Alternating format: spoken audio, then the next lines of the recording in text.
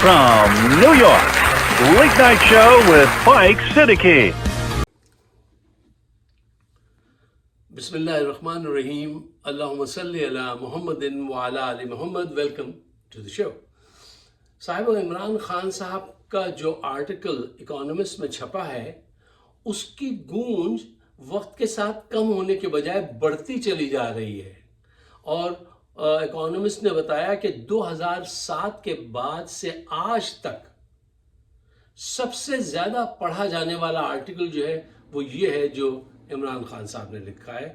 और उन्होंने अपनी सियासी जद्दोजहद के मुतालिक बताया है, जिस अंदाज से यहाँ पे रिगिंग की जा रही है इलेक्शन में और जिस अंदाज से झूठे मुकदमात उन पे डाले गए हैं, सारी चीज़ें उन्होंने बड़ी अच्छी तरह से डिफ़ाइन की।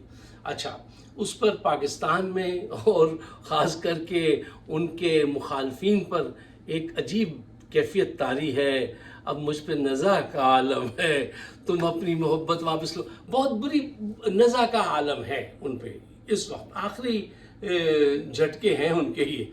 मसलन इतना डर गई हैं कि आसमा शिराजी साहब ने फरमाया कि देखिए कितनी ज़्यादती हो गई, इस्टेब्लिशमेंट को चाहिए, जर्नलों को चाहिए कि वो इसकी तहकीक करें कि जेल से बैठे हुए आदमी का आर्टिकल कैसे छप गया। और अगर ये आर्टिकल नवाज शरीफ ने लिखा होता तो कितना शोर मच जाता। ये बात तो उनकी दुरुस्त है, शोर तो मच जाता आसमा शिराजी साहिबा, लेकिन इसलिए शोर नहीं मचता कि उन्होंने आर्टिकल क्यों लिखा, इसलिए ज़रूर शोर मच जाता कि इन्हें भी लिखना आता है, ये भी लिख सकते हैं। आप ईमानदारी से बताइए कि ये उसका एक पैराग्राफ भी लिख सकते हैं जो उसने लिखा है, नवाज या जरदारी दोनों में से एक पैराग्राफ भी लिख सकते हैं। अपनी बात में इतनी एबिलिटी है कि ये अपनी बात को जो है वो समझा सकें। नहीं है, नहीं है, नहीं है, मान जाइए।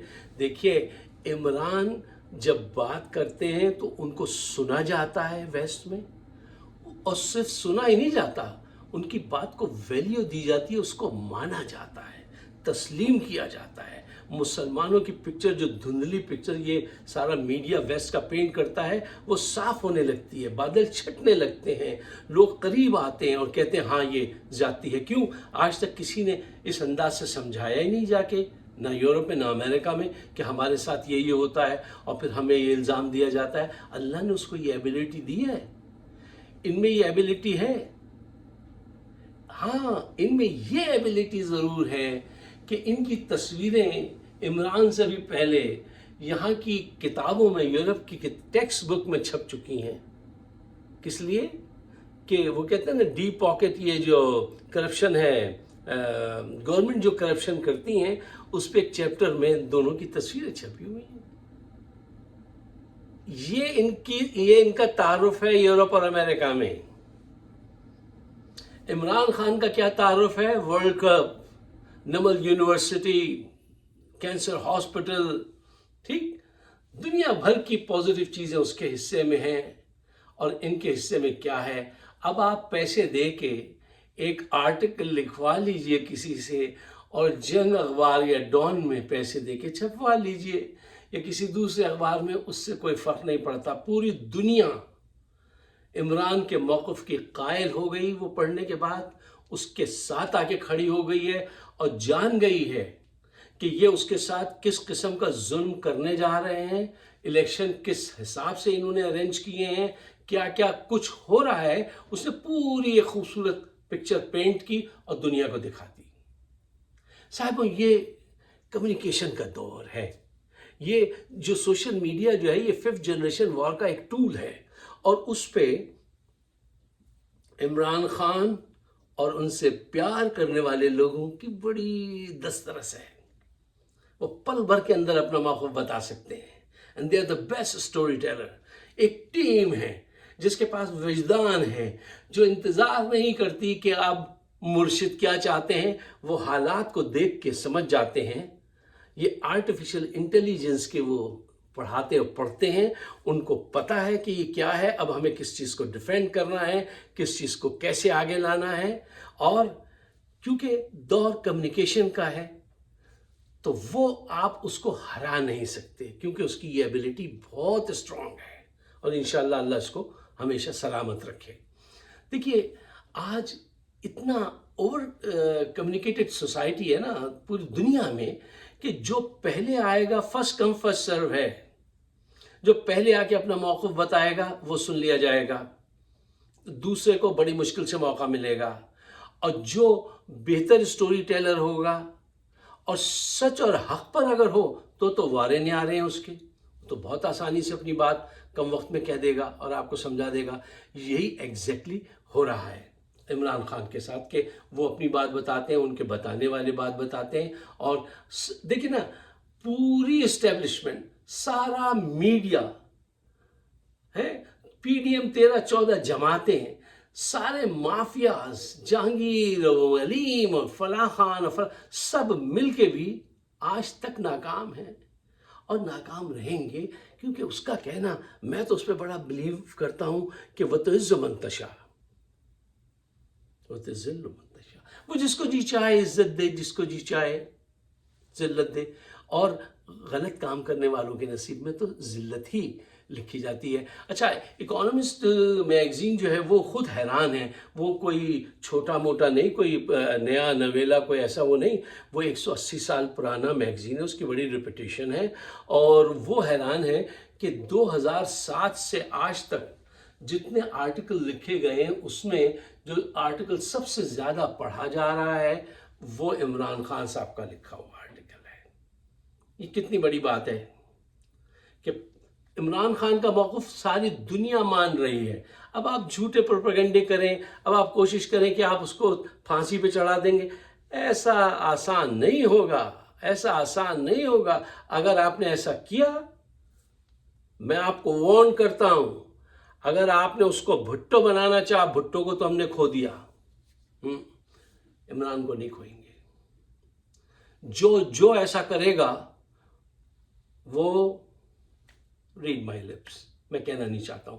اچھا, اب آئیے جلدی سے, یہ 9 جنوری کو بلایا گیا ہے عمران خان کو کہ وہ 9 مئی کے حادثے میں اب اس میں فٹ کر کے دیکھیں.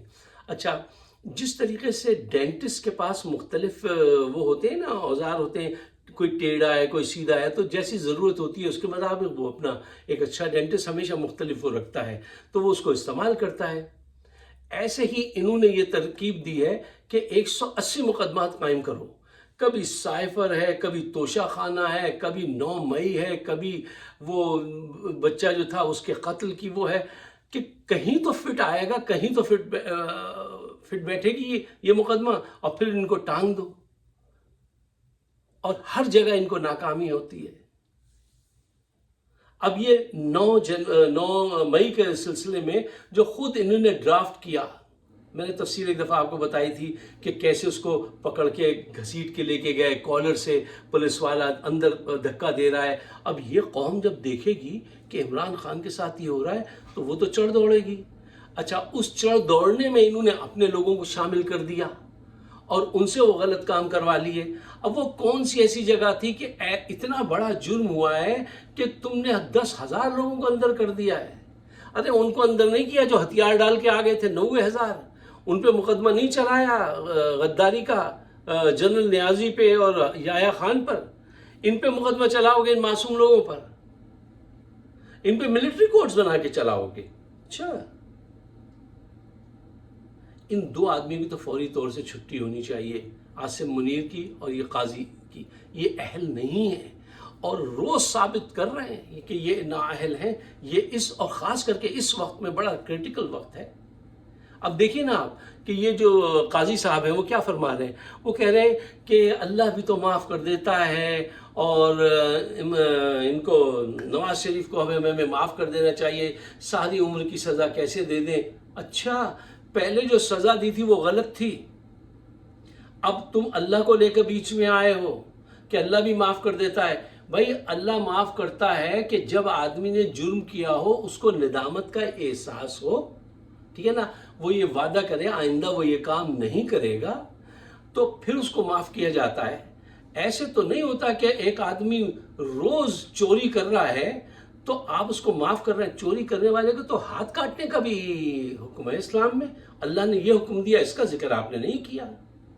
بھائی دیکھیے سیدھی سی بات ہے کہ یہ صاحب اگر اقرار کریں لوٹا ہوا مال جو پاکستان سے 30 سال تک یہ لوٹتے رہیں یہ واپس لے آئیں یہاں انویسٹ کریں, ٹھیک ہے نا, تو پھر ان کے متعلق کوئی ایسی بات سوچی جا سکتی ہے.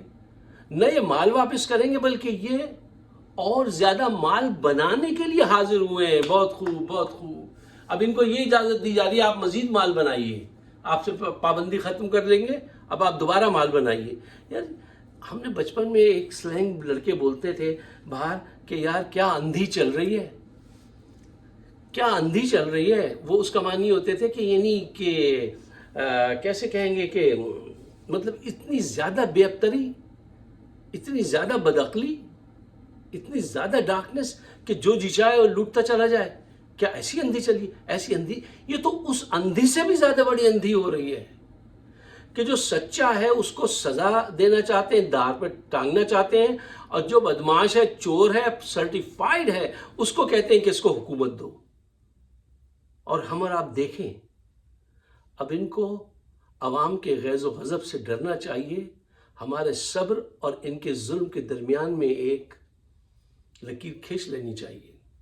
جو بھی یہ زیادتی کرے گا وہ سزا پائے گا.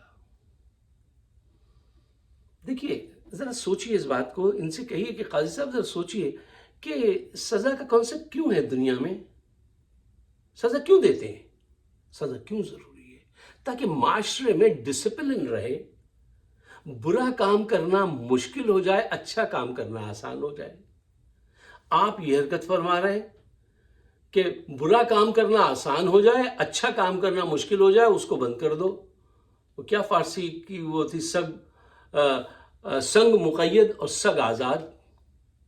کچھ ینگسٹر بھی آج کل بہت ہمارا پروگرام دیکھ رہے ہیں. بچوں, سنگ یعنی پتھر اور سگ کتے کو کہتے ہیں. یعنی کتے کو تو پنجرے سے باہر چھوڑ دو, آزاد کر دو, اور پتھر جو اس کو لا کے قید میں بند رکھ دو. تو یہ کہاں کی عقل مندی ہے؟ اس معنی میں کہی جاتی ہے کہ سنگ مقید اور سگ آزاد. اگر آپ میرے خیالات سے اتفاق کرتے ہیں تو پاکستان کے بہتر مستقبل کے لیے اس کو ڈسکس کیجئے لوگوں سے کہ آج ہم نے یہ ڈسکشن سنا, آج یہ بات ہے, اس میں کہاں کیا خوبی ہے, کیا خامی ہے, کیا سچ ہے, کیا جھوٹ ہے, اس پہ بات کیجئے پروس اینڈ کونس پہ اس کے, ٹھیک ہے. اور اس کو شیئر کیجئے. ہمارا چینل ہے فائق صدیقی شو, اس کو سبسکرائب کیجئے تاکہ بات بڑھتی جائے. جو بھی پاکستان کے حق میں بات کرتا ہے اس کے چینل کو سبسکرائب کیجئے. آپ سب کا بہت بہت شکریہ.